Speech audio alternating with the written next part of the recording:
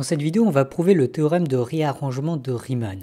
Ce théorème très contre-intuitif dit la chose suivante, soit la somme des UN est une série réelle semi-convergente, pour toute limite L qui est réelle ou plus ou moins l'infini, il existe une permutation sigma de n dans n, telle que la somme des U de sigma de n est égale à L.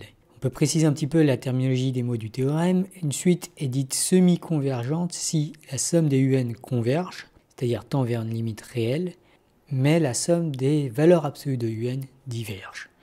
Par ailleurs, une permutation sigma, c'est tout simplement une bijection.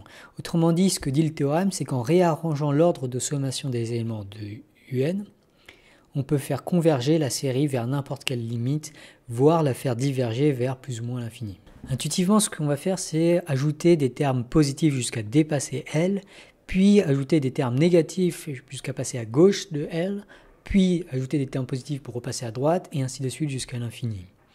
Avant de prouver le théorème, on va prouver deux lemmes, c'est-à-dire deux résultats intermédiaires.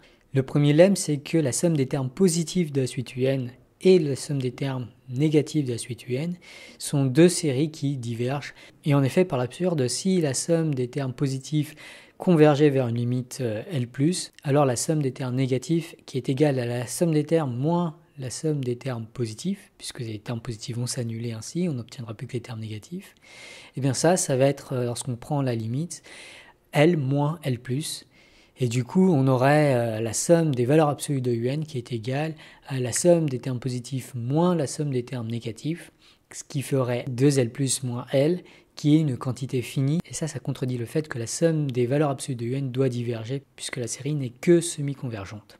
Le deuxième lemme qu'on va prouver, c'est que UN tend vers 0, donc soit epsilon positif, comme la somme des UN converge, la suite Sn des sommes partielles, de la somme de k allant de 0 jusqu'à n. Ça, c'est une somme qui converge, donc qui est de Cauchy, et donc il existe un grand N, tel que si je prends deux entiers n et p plus grands que grand N, on a Sn moins Sp qui va être plus petit que epsilon en valeur absolue.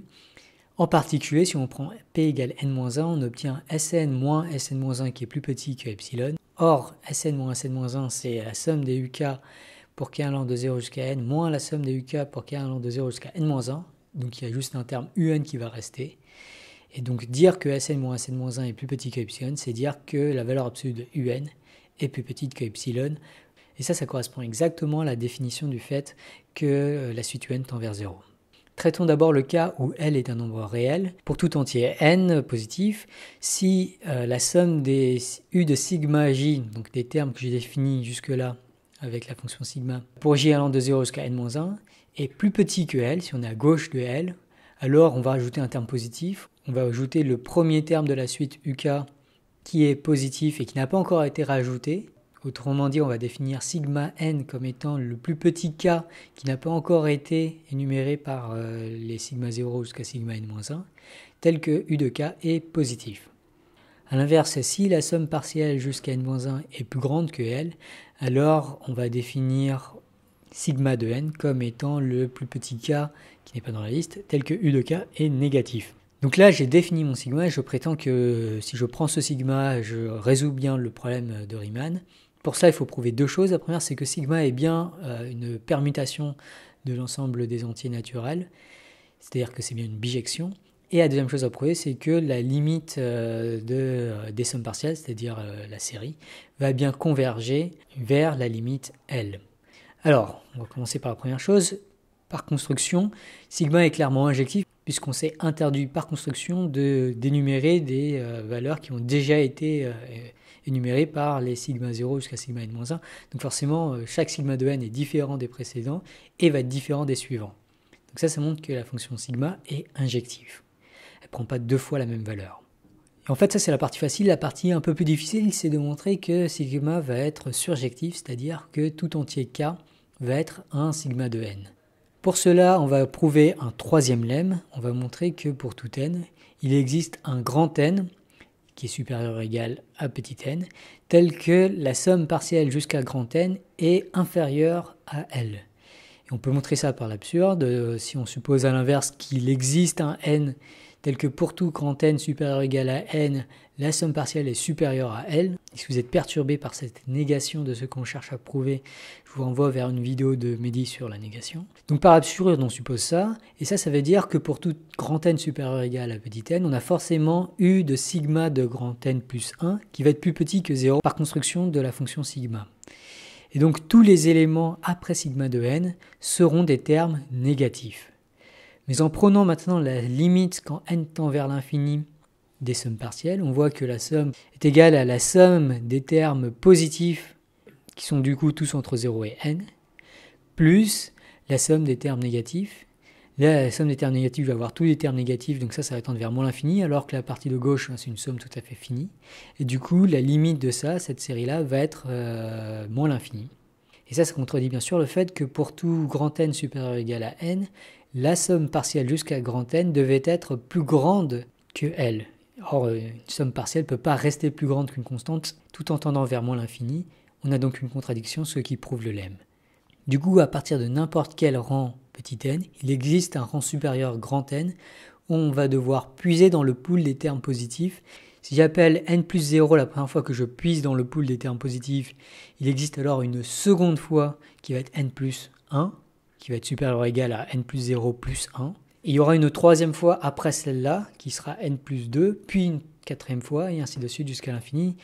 Et du coup, en particulier, peu importe le ième terme positif, il y a un moment où il sera sélectionné par la fonction sigma. Voilà qui prouve que tout terme positif finit par être sélectionné par sigma. Et de façon similaire, on peut prouver que tout terme négatif finit lui aussi par être sélectionné par sigma. Et ça montre que sigma est bien surjective. Enfin, il ne nous reste plus qu'à montrer que la somme des u de sigma de n converge bien vers la limite L. Et intuitivement, ça vient du fait que la suite u de n tend vers 0. Du coup, les pas que l'on fait sont tous forcément de plus en plus petits. Et comme on va de gauche à droite et de droite à gauche à chaque fois, on ne pourra jamais plus trop s'éloigner de L à partir d'un certain rang. Alors, je ne vais pas être ultra rigoureux dans cette dernière partie parce que c'est assez compliqué de niveau notation de décrire tout ça. Mais bon, je vais essayer d'aller un petit peu plus loin quand même dans la formalisation de cette idée. Et ça va déjà nous amener à devoir introduire deux notations et prouver un quatrième lemme. Donc je vais noter n+, le dernier rang avant n qui correspond à un terme positif. Donc plus exactement, n+, ça va être le plus grand k plus petit que n, tel que u de sigma de k était supérieur ou égal à 0. Et je définis de la même façon n- comme étant le dernier rang avant n qui correspond à un terme négatif. On va prouver le lemme suivant. Pour tout n, en fait, la somme partielle jusqu'à n des u de sigma de j va être comprise entre L plus u de sigma n- et L plus u de sigma n+. Donc je vais m'attarder juste à la partie de droite, la partie de gauche se prouve de façon similaire. Alors ce que je vais faire, c'est que je vais décomposer la somme partielle des u de sigma k en la partie avant n plus moins 1. On a ensuite u de sigma de n+, et on a la partie qui est après n plus 1. On voit que la somme partielle avant n plus moins 1 est forcément inférieure ou égale à L, parce que sinon on n'aurait pas sélectionné un terme positif comme u de sigma n+, comme le terme suivant. Par définition de n+, la partie après n plus 1 ne peut pas contenir des termes qui sont supérieurs ou égaux à 0, donc il n'y a que des termes négatifs, et si on combine tout ce que l'on sait, on voit que le tout est forcément inférieur ou égal à L plus u de sigma n+, c'est bien le lemme. Et maintenant, pour conclure, tout ce qu'on a à remarquer, c'est que si je regarde la suite sigma de n+, c'est une suite qui va être croissante et qui va tendre vers l'infini. Et ça veut dire que u de sigma de n+, va tendre vers la même limite que u de n. Et cette limite, c'est égal à 0. Du coup, là, on a encadré la somme partielle entre deux termes qui, en fait, tendent tous les deux vers L. Et donc, en passant par la limite, on a montré, théorème des gendarmes, que la somme partielle va tendre vers L, CQFD. Alors il resterait le cas où L n'est pas un réel à traiter, et l'astuce pour résoudre ce cas-là, c'est de modifier la valeur de L où on commence à faire le demi-tour. Je dis que je fais un premier demi-tour à 1, puis à 2, puis à 3, puis ainsi de suite. On peut montrer que la fonction sigma que je construis ainsi correspond à une somme des u de sigma de n qui va tendre vers plus l'infini. Et puis si on prend des limites, des valeurs de L qui tendent vers moins l'infini, on a la même chose mais vers moins l'infini.